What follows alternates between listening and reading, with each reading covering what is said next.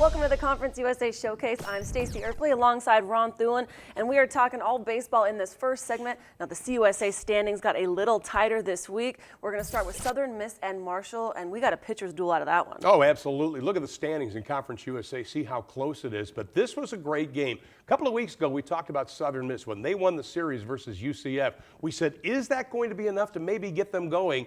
How about 7 straight? Now they're tied on top of Conference USA standings. We have Pierce and Blair, two outstanding pitchers going at each other. It was a pitcher's duel, but obviously it was Southern Miss taking this one. Game 1 of the series starts off the weekend with a crazy ending. Scoreless, bottom 9, runner at third.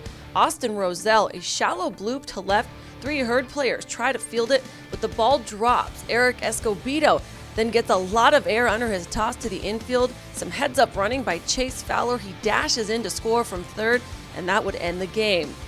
Game 2, a pitcher's duel. USM's Andrew Pierce and Marshall's Aaron Blair battling it out on the hill. We go bottom 4, still scoreless.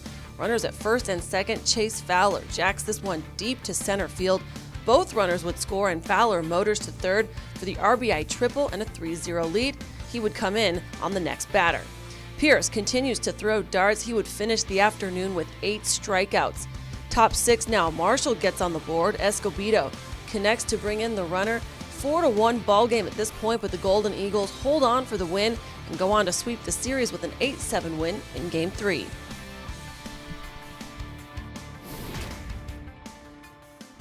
Well, Southern Miss was in a pitcher's duel with Marshall, and then they have another one to look forward to as they face Memphis this weekend. This is one of those games. Don't expect a lot of runs scored because you are going to be seeing outstanding pitching in that series.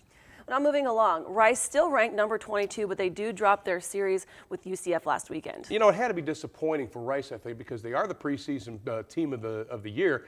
But you lose 2 of 3. You lose the first 2 games. You had to come back in game number 3 to win on Sunday. Disappointing. But don't forget, as we mentioned just a moment ago, it is close in the standings in Conference USA. Only 3 games separate first to last place in the conference. Well, Memphis comes away with the win over UAB. They dropped the series finale. That snaps their 8-game streak, but they did get some outstanding pitching. I mean, you think about what Memphis has done, and it comes down to pitching, and you look at who's been the star for Memphis. Eric Schoenrock. His dad, Darren, is the coach of Memphis. He has pitched his 3rd complete game. He has been outstanding, and he's really kicked his pitching up a couple of notches in the last few weeks.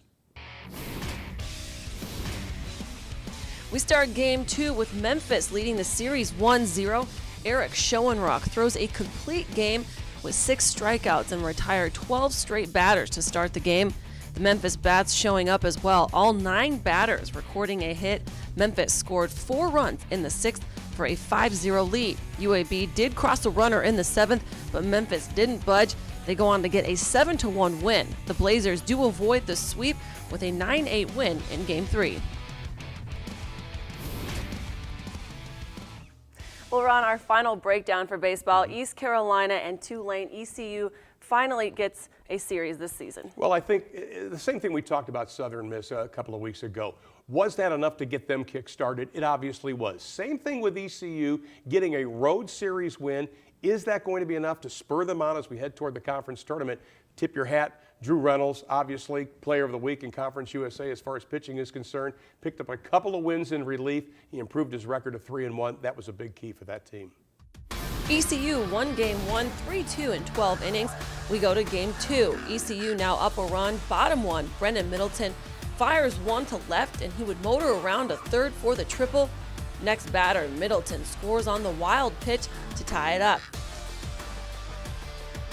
Cameron Burns connects on a shot to right. It bounces around near the corner, and Bowen Woodson scores all the way from first.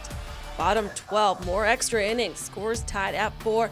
Runner on third. Garrett Canizaro cracks one deep over the center fielder's head for the walk-off single. Green Wave win Game 2, 5-4 in extras. ECU, however, takes Game 3 and the series.